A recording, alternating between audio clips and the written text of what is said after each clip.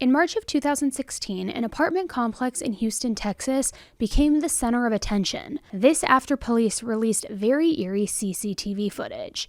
They were calling on the public to come forward if anybody could recognize the man in this footage, the man who could be seen casually walking through the lobby. Now, despite his calm demeanor and the odd choice to wear sunglasses indoors at night, no one could have guessed that he had been there for very, very nefarious reasons.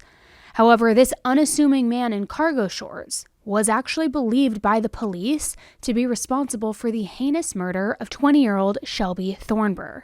Her lifeless body had been discovered in her apartment 4 months before this footage was released. This footage revealed that the man spent less than 30 minutes in the building, leaving everyone wondering who he was and what could have driven him to take the life of a young, beautiful woman.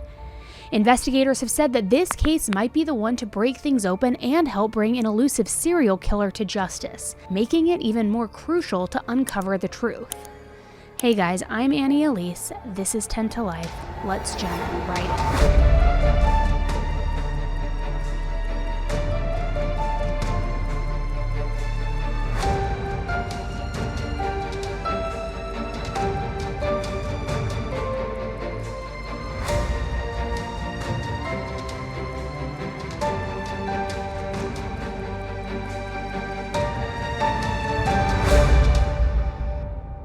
I want to give a thank you to today's sponsor, Home Design Makeover, for sponsoring this video and for helping me find my new favorite game. Home Design Makeover is a free-to-download match-3 puzzle game where you are the home renovator, where you solve puzzles to earn money and decorate and remodel fixer-uppers into the perfect dream home. Now, I love home decor, and I also love my mobile games because it's what I do to just kind of unplug, unwind. So home decor coupled with a game is a win-win for me. Also, guys, I'm a girl, so I'm going to keep it real. I like when there's a little bit of a drama or a love story, and the characters Julia and Troy in this game have like some underlying vibes between them. And it kind of has you wondering like, will they, won't they? Very much Olivia Benson and Elliot Stabler type vibes, which if you know, you know. So I can't wait to find out if Troy and Julia end up getting together. Now, I want to show you this. Check out my current room that I'm designing. I'm trying to figure out which window looks best here, whether I should do like the French doors with a big open to the back, if I should just do more of like this top grid one, or I kind of like just this square one. So let's go with that. Also, you can like change up all of the artwork. You can kind of figure out what's going on. I just love it because you can really make every single aspect of this room your own. Join me in Home Design Makeover by clicking the link in my description or scanning this QR code on the screen. Oh, and if you also want to unlock 1,000 free coins, use my code AE1. Thank you again to Home Design Makeover for sponsoring today's video. Shelby Jean had been through a lot for just her short 20 years of life. Born on August 18, 1995 to her mother Leslie, Shelby was the youngest of 2 sisters. Before Shelby was born, in June of 1993, Leslie, who was just barely 18 years old, and her 26-year-old boyfriend Robert had their first daughter, Krystina Denise. Leslie and Robert's tumultuous relationship was off and on, all the time. And when Leslie became pregnant with Shelby, it just so happened to be during one of their off periods. However, by the time that Leslie gave birth, she and Robert were back together. But he struggled with the idea of raising another man's child. However, he did eventually decide to put his name on Shelby's birth certificate, claiming her as his own. Now, while this may sound like a very selfless thing to do, Robert was no saint. He was an addict and was often arrested for various types of criminal activity. Due to this, Robert spent much of Krystina and Shelby's childhood in and out of jail and wasn't really present in their lives. So trying to care for 2 young daughters on her own, Leslie struggled with depression, alcoholism, and also became addicted to prescription pain medication. She also found herself in a huge amount of legal trouble after writing a series of bad checks. And even though Krystina was only 2 years older than Shelby was, she often took on the role as her caretaker, trying to shield her little sister from what was going on all around them, the toxicity in this family. Like her relationship with Robert, Leslie's ability to parent was tumultuous as well, and CPS became a permanent fixture in the family's lives. While their mom was in and out of hospitals for her addictions and her near overdoses, Krystina would work to make sure that there was enough food for her and her sister. She'd make sure that she was going to school and had everything that she needed. Leslie tried moving around a lot to dodge these CPS investigations, but ultimately Krystina and Shelbey were eventually put into foster care. And unfortunately, like we often hear about, Krystina ended up being taken advantage of sexually by a foster parent. So when Robert was able to get his life a little more settled, he was eventually given the opportunity to take care of the girls. But this didn't end up being a better situation, and it seems as though Robert had other motivations for this, other than just trying to be a good dad. At 13 and 11 years old, Robert began sexually violating both Krystina and Shelbey. Now, for some reason in 2006, Robert and Leslie had their parental rights terminated for Krystina. I'm not sure why they wouldn't be terminated for Shelbey as well, though, but Krystina was thrust back into the foster care system, while Shelbey was left alone with Robert, this time without her sister for protection or support. Then, like their mother, both Krystina and Shelbey became pregnant extremely young, with Krystina's first son being born when she was just 15 years old. Since she was in foster care at the time, horrifyingly, Robert was given custody of Krystina's baby. It was during this time that Robert's sexual harm escalated toward Shelbey, and he actually started trafficking her, forcing her to have sex for money as a young teenager. However, Krystina wasn't going to allow him to continue the harm against her sister and now her son, and Robert ended up being arrested after she reported him to CPS. Later, he'd also be charged with having a relationship with another 14-year-old girl, proving him to be the actual predator and disgusting creep that he was. And then after finally being removed from his custody, Shelbey discovered that she had actually contracted chlamydia during one of her forced sexual encounters. It was during an appointment for treatment that Shelbey discovered that she too was pregnant, at only 14 years old. This after sleeping with an 18-year-old who reportedly lied to her about his age. So he would eventually be charged with statutory assault, and he was sentenced to 18 years.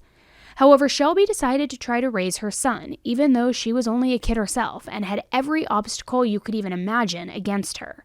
She tried to do everything she could to be a good mom, but ultimately she decided that it would be in the baby's best interest for her to allow the foster family that he had been staying with to adopt him. It was a decision that she struggled with, and it led to more depression as she felt like she failed as a mom. But the decision she made for her son was actually the most selfless and motherly thing that she could do, knowing that she couldn't feasibly give him everything that he needed at the time. Even after Krystina and Shelbey had already been through so much, they again faced another horrible tragedy in 2012. Their mom Leslie hadn't been the best parent, but she was still their mom, and they loved her. So when she passed away, at only 38 years old, both of the girls took it very, very hard. When Krystina turned 18 and was able to leave the foster system, she didn't have any family to turn to, and with their mother now deceased and their only semblance of a father being in prison, it would be up to Krystina to try to pull herself up so that she could create a better situation for not only herself, but also for her sister Shelbey.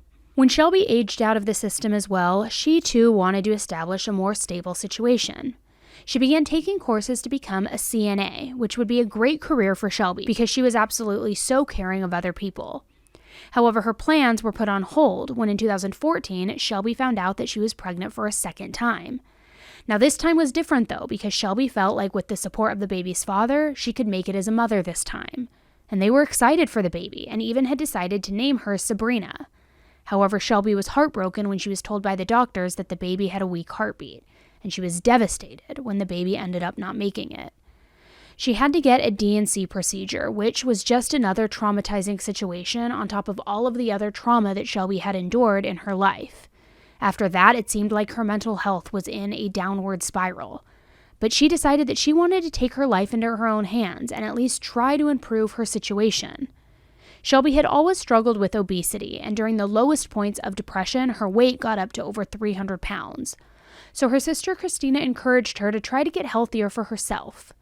After enduring so much, it was like exercising became therapy for Shelbey, and she adopted a new fitness routine and healthy eating habits, and the weight just started falling off. She had always dealt with severe asthma, but the more she stuck to it, the easier that it became for her to work out. For the first time, Shelbey would start to gain some self-confidence and view herself as beautiful. She even had aspirations of becoming a model someday.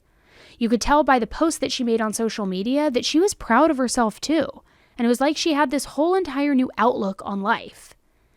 Even though Shelbey gained confidence, though, she unfortunately started associating with a crowd of people who would inevitably get her into trouble with the law. This all started when Shelbey first moved, because in order to pursue her dreams outside of her small town, Shelbey moved to Houston, which compared to where she was living was considered a very big city.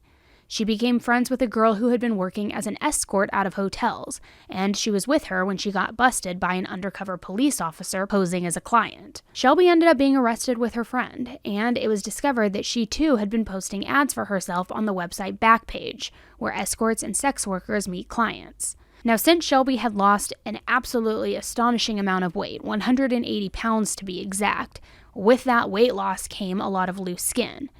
She did waist training and wore corsets, but there was nothing that Shelbey could do to combat all of the extra skin naturally. She had decided that she wanted to get a skin removal surgery, a tummy tuck, and a breast lift surgery so that she could ultimately reach her goal of becoming a model. However, procedures like this are very expensive, and when Shelbey saw how much money her friend was able to make by escorting, she decided to give it a try, just as a way to earn money for her surgeries. It was nothing that she had planned on doing long term, but unfortunately, it became much more prominent than she had ever intended. So after the arrest, Shelbey ended up having to spend 30 days in jail and also paying a fine for that first offense of soliciting sex. But unfortunately, this would not deter her from continuing to escort as a means to making money. In 2014, she started associating with an older man named Marcus Dwayne Johnson. From the looks of it on social media, Shelbey and Marcus were a couple. They would go on vacations together and were always taking smiling, happy pictures in places like the Bahamas and even Las Vegas. But the reality of their relationship was much different than it appeared on the outside. Marcus, who went by Mark D, was actually acting as Shelbey's pimp. Now, it's not really clear if this is how their relationship originally started, because people who knew Shelbey said that in the beginning, he seemed to be genuinely taking care of her. However, a lot of us in the true crime world know that it's not uncommon for these solicitors or pimps or whatever you would call them to become a victim's boyfriend first. It's done in a strategic move to lure them in. They'll shower them with gifts, take them to fancy restaurants, lavish vacations, making them feel as though they are truly loved and this person wants to protect them, take care of them, only to manipulate them then into making some money and working together, when in actuality, the woman is being taken advantage of. It could start with something like, hey, just help my friend out this once. He's going through a tough breakup. He really wants to get his mind off of it. Or, babe, we're really running tight on bills this month because of all the things I've been buying you. Could you just do this one thing? It's with my friend. I trust him. It'll mean nothing. I love you. Just that kind of thing, really manipulating them. And then before you know it, one time is turning into 10. It becomes with strangers. It's being forced on you. The gifts end, and it puts you into a full-blown horrific situation. Now, this could be the case with Shelbey and Marcus, or maybe she was aware of the situation the entire time and felt more secure having someone to protect her during these jobs and by screening the potential clients. Either way, Shelbey started earning Marcus a lot of money, and not only that, but she started being his recruiter as well. Now, roll with me on the street slang for a minute here, guys, but in the world of sex work, a pimp's main girl is known as the bottom bitch, which, to even say that, sounds degrading, but that's unfortunately the term.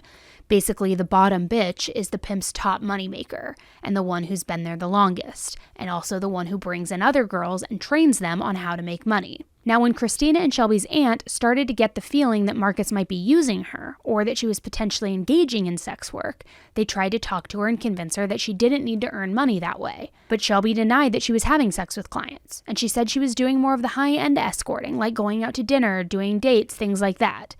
But Krystina knew that it was more than that. But she felt like with Shelbey being an adult, there wasn't anything that she could do to stop it.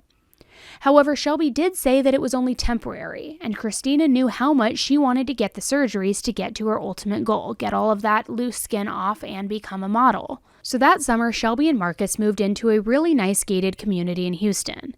However, she wasn't able to stay long because with the heightened security, it wasn't easy for Shelbey to see clients. So Marcus ended up convincing her to move to an apartment complex in a city called Conquistador, which wasn't really the best part of town.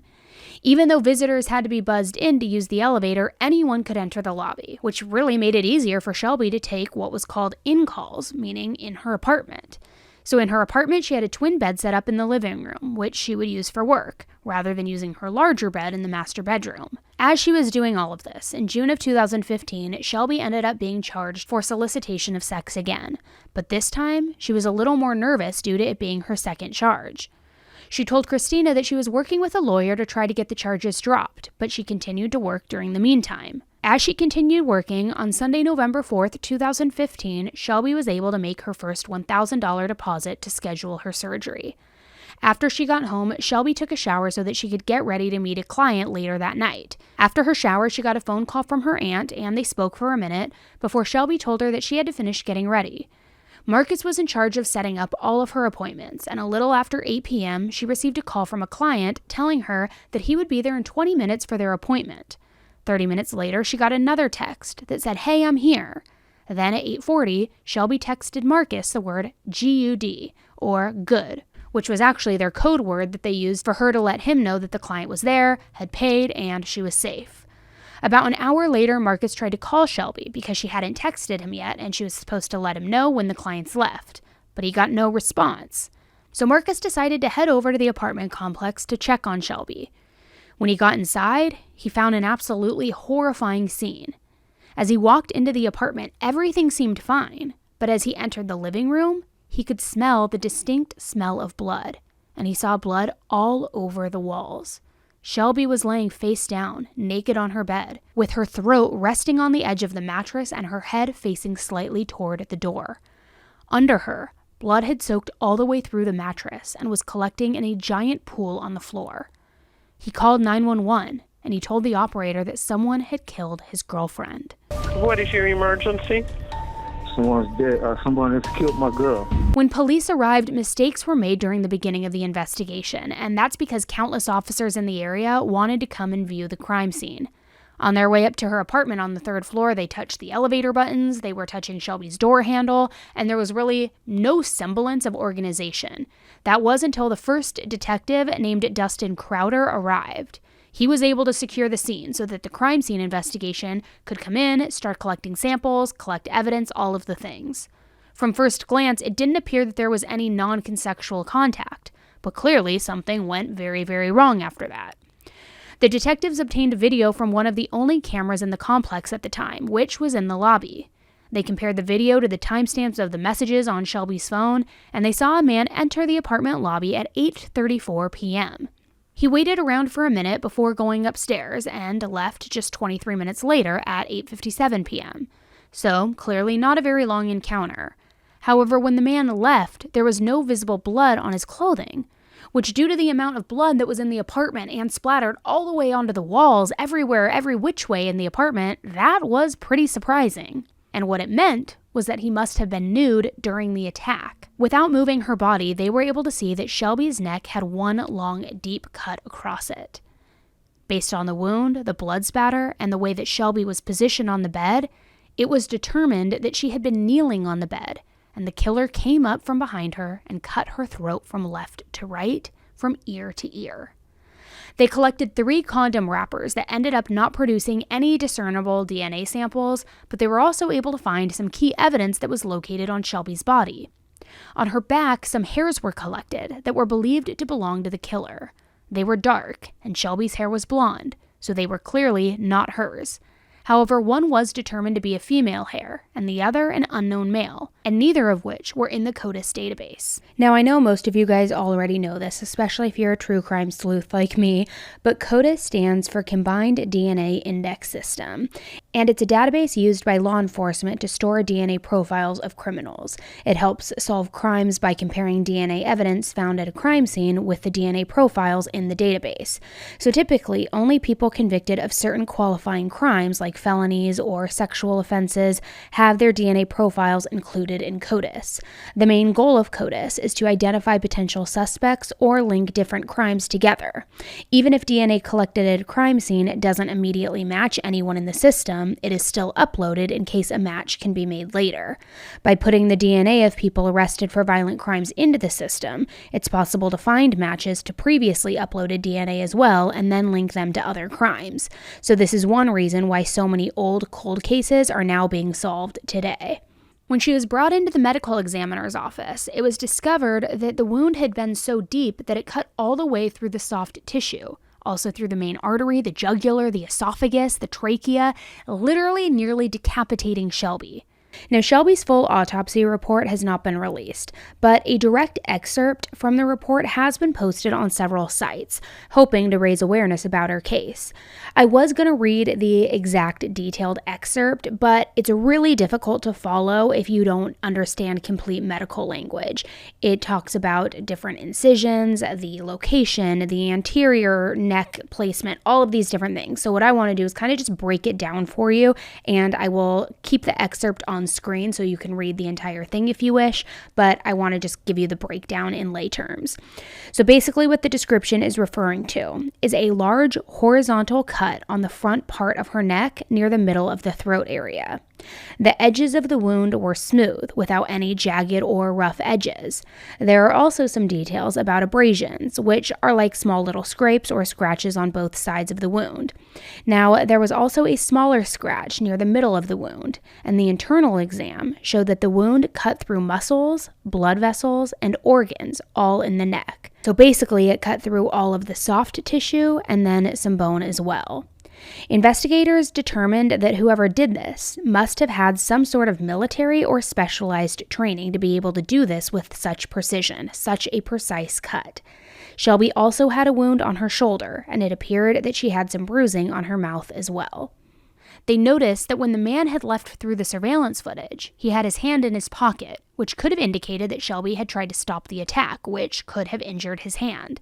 And they determined that whoever did this must have had some sort of military or specialized training, because in order to do such a precise cut and such an incredibly strong cut, they must have had some serious training. At 4 a.m. on November 5th, Krystina got the horrifying call letting her know that her sister had been killed. They weren't able to tell her exactly what happened over the phone, though, and when she was finally able to see her sister at the funeral home, she was met with a very disturbing sight that would never leave her mind ever. At the time, Shelbey's family weren't able to afford to have her embalmed, so the funeral director had to put her on ice and wrap her in blankets to keep her body temperature down until her loved ones were able to come and see her. With very little money, they tried to do their best to make Shelbey presentable enough for her family to make their last goodbyes, but it was truly awful for Krystina to have to see her sister that way. Krystina would later recall that Shelbey's head had to be basically sewn on, and when she went over to place her hand on her sister's head, it fell to the side. I can't even imagine having that last mental picture of your sister, especially considering how close they were. Remember, she grew up with her and treated her like her own daughter. Krystina has said that Shelbey was actually more like a child to her. And so before she left Shelbey, she promised her that she would fight until the day she died, trying to find the person who did this to her. Now, obviously, the first person that the police looked toward was Marcus, because not only was he her boyfriend, but he was also the last person that she spoke to other than the killer. Now, when it became apparent that Marcus was more of her boss than boyfriend, the investigators wondered how Marcus didn't know who the killer was. However, Marcus had an alibi that checked out, and he was eliminated as a suspect. When they were able to trace the killer's phone number, it was determined to have been a track phone, or otherwise known as a burner phone, which was purchased about a month before the murder, but it wasn't activated until about a week before. They were able to see that the phone had been in the area for at least a week prior to her death, so they couldn't really determine if the killer was a local or was possibly from out of town. The Walmart where the phone was purchased no longer had footage of who bought the phone, but they also discovered that the killer had made several more Backpage inquiries and was clearly looking for a very specific type of woman, a very small petite blonde. Now, at the time, Shelbey was at her lowest weight and was also only 5'1", so she was very petite compared to the tall man seen on that CCTV footage. After nearly 4 months with no leads or suspects, they finally released the footage to the public, asking for anyone with information to come forward. That plea to find a killer. Thank you for joining us. I'm Jennifer Reyna. And I'm Andy Sirota. Police have just issued surveillance pictures of the man that they're looking for in the murder of 20-year-old Shelbey Thornburgh. She was found dead in her apartment back in November. Channel 2's Ryan Korsgaard joining us now live with those surveillance pictures. Ryan, good morning to you. Andy, good morning. That sister tearfully asking for any tips that could lead to the killer. Let me show you a picture of the victim. She is 20 years old. Her name is Shelbey Thornburgh. She was killed about 9 o'clock on November the 4th of last year. We're told she was killed inside her apartment at 7500 Bel Air. Let me show you some pictures just released of the suspect. Police believe that he met her not long before her death. We're told they texted back and forth, but that phone was not registered, so they couldn't trace that person. Those surveillance cameras captured images of the suspect at the victim's apartment building that night. Investigators believe he could be related to this crime. They tell us that he wore light-colored long-sleeve shirts, shorts, as well as, get this, wore sunglasses at night, even though, again, it was dark outside. He also wore tennis shoes and those glasses. We're told they met and talked not long before she died. Her sister cannot understand. I don't understand why this happened. And it doesn't matter what a person does with their life. Nobody should take a life from somebody. Shelbey was 20, lived on her own in Houston, and didn't want to leave because she liked it. So hard for that family to understand, driving all the way from Alabama simply to make this plea today. Police believe again that she met the suspect not long before she died. Right now, Crime Stoppers offering a reward in this case. We're live today. Ryan Korsgaard, KPRC, Channel 2 News. Ryan. When news began circulating about Shelbey's murder, there were people who wondered if it could have been some sort of hit, because it's been said that Marcus used to deal substances, and being that he was involved in sex work, he probably had some shady characters in his life. But what would be his motive? Some wondered that since Shelbey had told her sister that she was working with a lawyer to get the charges dropped against her, if she had made a deal with police to be some sort of confidential informant, maybe that was the motive. And this theory was made stronger when there were several trafficking ring busts in the area in the weeks before and just after Shelbey's murder. However, investigators say that they don't believe this to be the case, and they actually think that the person who killed her could be a serial killer. It's obvious that due to the details of the case, this is the investigators' strongest theory, because the FBI even became involved and listed Shelbey's murder on the FBI VICAP website, which is an abbreviation for the Violent Criminal Apprehension Program, and it's used only for crimes that are thought to be connected to a violent serial or violent sexual offender. And just to level set, there are less than 30 homicide cases in total on this website. So it's a pretty big deal that Shelbey's case is listed on there. And it means that the FBI must have a strong reason to believe that her killer was a serial offender. It's also been mentioned on the FBI website that her killer has ties to Texas and New Orleans, so there is a possibility that he has killed in multiple different states. Other people have posed the question that if this was the job of a serial killer, why would he have left so quickly?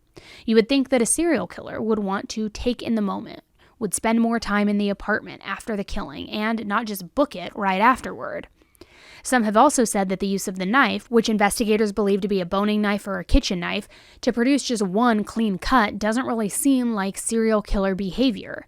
It was all just so quick, so clean, and almost assassin-like, rather than a deranged person just fiending for blood. Not to mention that there were no fingerprints anywhere, not even on Shelbey's body. So this person clearly knew what they were doing. And even the most seasoned serial killers are at least a little more sloppy than that. But I guess leaving obvious hairs behind could be considered sloppy. There are also people who have wondered why the hairs haven't gone through genealogy testing. And it seems that either the hair samples they had were used up during the first DNA analysis and determined to only be a partial profile, or that the Houston Police Department hasn't been willing to pay for further testing. However, Krystina has said that there have been offers from outside sources to pay for further testing. It just hasn't happened yet. It's possible that by bringing more awareness to Shelbey's case and with more public pressure, the more testing can be done in the future. Some people have also pointed out that even if Marcus wasn't involved, there is still a possibility of this being a hit job rather than just a random act of violence by a deranged serial killer. Women who used to work for Marcus have said that he has been violent and very controlling in the past. So with Shelbey involved in recruiting these other women, it's possible that a family member or even a new boyfriend of one of the women who had gotten out from under Marcus's control maybe wanted to get back at him by killing his bottom bitch. However, people have suggested that if that were the case, that the killer would have wanted to make it known that they were doing this as some sort of revenge. Also, the fact that the killer was actively searching for a specific type of woman probably someone he could easily overpower, makes it seem more like Shelbey just happened to be the person that he chose, and it really could have been anyone. Now, there is obviously a stigma around sex work, and it seems that if someone has what people would consider a controversial lifestyle or past, that their cases don't get as much attention in the media. So Krystina has made it her mission in life to raise more awareness about her sister's murder, and she has created a Facebook page to post information about the investigation, also photos of her sister and the crime scene, and the details about Shelbey's life, which many people might overlook due to her occupation. Which, regardless of what someone does for work, they don't ever deserve to be killed. I think we can all agree on that, especially in the brutal manner that Shelbey was. And there's no telling how many people have been killed since, with the murderer in this case still on the loose. The creator Gavin Fish has produced enhanced photos of the man on the CCTV footage, and you can clearly see distinct facial characteristics. There is someone somewhere who does know this man, and by getting the footage in front of as many people as possible, there is a higher likelihood that someone will recognize him. Now, during my research for this case, I was actually given the opportunity to speak with Krystina, Shelbey's sister, and hearing the details from her and hearing how hard this has been for her to live with was absolutely heartbreaking. Krystina wants to know that her sister was honest, innocent, trusting, kind, impressionable, and vulnerable. But the fact that she was able to overcome so much in her life already just shows that if she had been given the opportunity, she could have achieved anything in the world that she wanted. I can't imagine something ever happening to my sister and there being so much evidence and literal video of the killer, but still not having any suspects or any viable leads. It is almost reminiscent of the Delphi murders because even with DNA video and audio footage, it took years for an arrest to be made. Now, just last month, it has been exactly 8 years since Shelbey was killed. So I hope that by putting her story out to a larger audience, Krystina will be one step closer to getting justice for her sister. Shelbey was said to be bubbly, fun, kind, and a caring person. She also made the difficult but selfless decision to give up her son so that he could have a better life. She had aspirations for herself, and she was finally in a place in her life where she felt confident. And if she had been given more time, I think that she would have been able to help other people who have been through similar situations as her. Shelbey and her sister are some of the most resilient people I think I have ever researched. And Krystina pulled herself up, got back custody of her son, and has gone on to be an amazing mom and a wife. And I hope that by finding the person who did this, she will be able to move forward with her life, knowing that her sister did not die in vain. Finding her killer will also more than likely save lives. And I think that by sharing her story, it's the best way that we can help honor Shelbey and bring closure to her family. So please take a second to share this video, share it with your group chat, share it on your social media pages, on Facebook, on Instagram, all of the things. Because again, there's footage of this person. How does somebody not know him, not recognize him, or know somebody that has a tip, has a lead? Please share it, guys. We always say that the more awareness we can bring and generate, the more likely a tip or a credible lead will come in. And that could be what Shelbey's family needs in order to solve this.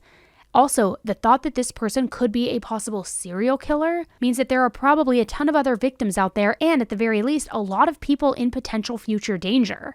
So for what it takes for us to share a video or share a picture, a still frame of the video, I mean, think of what it could possibly be doing and the ripple effect that it could have. I mean, do you think that this could be the work of a serial killer? I'm going to put all of the contact information in the description box of this video below, so if you believe you know or have seen this person, you can report an anonymous tip through that information in the description box. Thank you guys so much for listening to Shelbey's story. It is horrific what happened to her, and let's just hope that justice can be done very soon. So thank you in advance for sharing this wherever you can. Until the next one, guys, stay safe. Bye.